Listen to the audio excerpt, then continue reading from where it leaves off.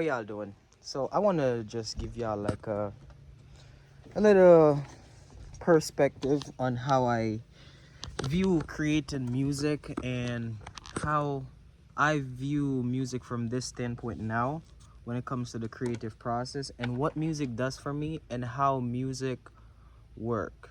So music for me is expression, a soul expression.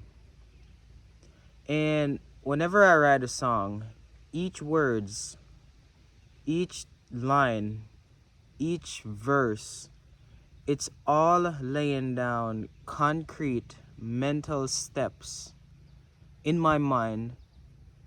And the more I sing it, the more I can perceive the reality in the outside world and the gateway and the opportunity for me to live the life that I want to live.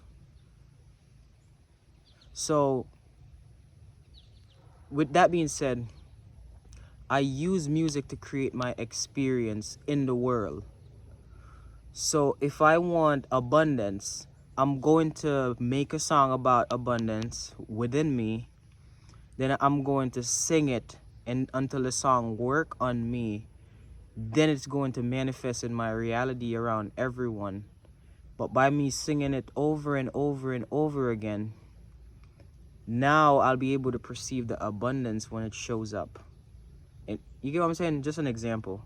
So music is very powerful, and the intention that you have behind it as a creative is also powerful. And a lot of artists, they're creating music and they don't know that they're using music to mess up their own life, because maybe they're not fully self-aware to know that they're literally create nothing out of something. And if you're not conscious enough to understand this, you will say a bunch of unnecessary words in your song, and you won't know that those words you're saying it against yourself, and you're diluting your life and making your life miserable, because what you say you see, and what you see, where you're seeing, that's where you're gonna go. Like you can't go where you can't see. You can't do what you can't see. And we see by hearing, not by sight. So by me talking to you right now, you're seeing what I'm saying. Even though you're hearing it, you're seeing what I'm saying. So understanding this, music is very powerful. And with artists that don't have a self-awareness and like a spiritual awareness of where they're at, their purpose, their position in the world, they'll just be consumed by the physicality of this world and think that's all that the world has to offer, where this world is a effect, and you have to understand the spiritual principles to get the right effect in your life.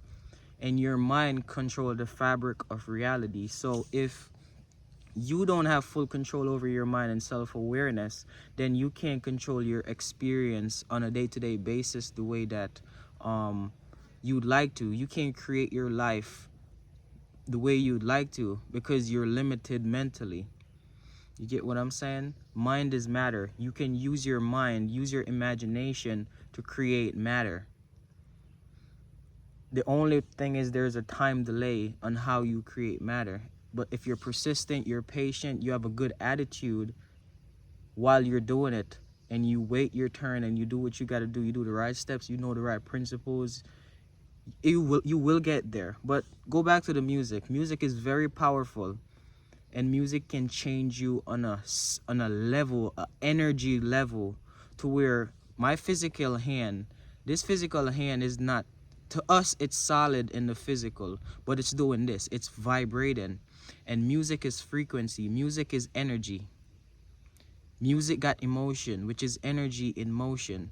So when you sing a song with emotion, that's energy in motion that's going within you and changing your frequency. So now you either vibrate high or you vibrate low. And whatever frequency that song is matching, especially those words, that's what you're going to manifest in your life. So you see all these artists having drama. You see all these artists having female problems. If you listen to the song that they create, it makes sense to why they're having those problems. You get what I'm saying? If you listen to the songs they create, it makes sense to why they're having those problems. R&B artists always have female problems. Rappers that sing about killing always go to jail, and always, because it manifests in your reality. It creates your reality. It shapes your reality. But if you're not precise and diligent with every single word that you use, you won't realize that you're diluting your reality. And you won't realize you have full control over your reality if you don't choose each single word intentionally. The reason why I can wield this much power and understand that I am creating my life with music is because I am I'm super intentional about each single word that I put in my song. So I know what's going to manifest when I put that song out there and when I sing that song. I know what to expect. I know what to assume.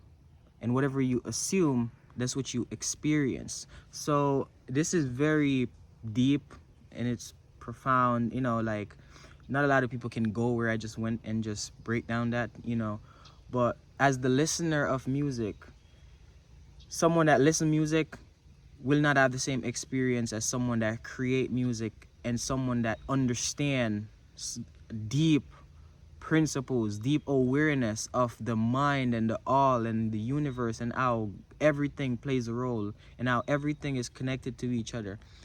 You can create music, but if you don't understand that, that means you still don't have full self-awareness, and you might complain about reality and everything that show up in your life. With all respect, you're the one creating it. Every bad experience that you've ever had, you're the one creating it. So it's like, it's the meaning that you put on that experience that suck you in it. So if you have an experience that you don't like, don't put a meaning on it. Don't assume on it. Shift that. This reality that just manifests in front of you right now, it's too late for you to change that reality now, because in a second, the now is going to be in the past. So try to change the next moment.